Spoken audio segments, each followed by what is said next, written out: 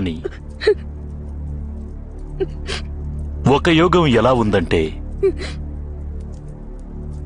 అది కురువంశ వారసులలో ఒకడిని సజీవంగా ఉంచుతుంది.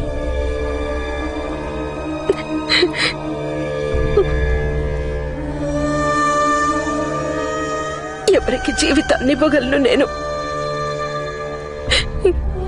ఎవరికి జీవనదానం చేయగలను?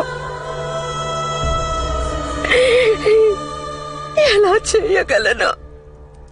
ఎవరికి జీవనదానం ఇవ్వాలన్నది అది మీరే నిర్ణయించాలి మహారాణి. ఎలా జీవనదానం ఇవ్వాలన్నది అది మీరే ఆలోచించాలి. ఈ విషయం కూడా నేను చెప్పలేను.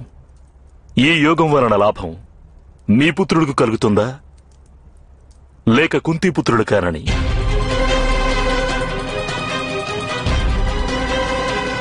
నేను కేవలం ఇది మాత్రమే చెప్పగలను.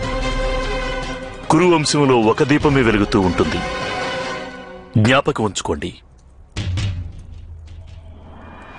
ఏ దీపం ఈశ్వరుని చరణాల వద్ద వెలుగుతుందో అదే శుభం కలిగిస్తుంది.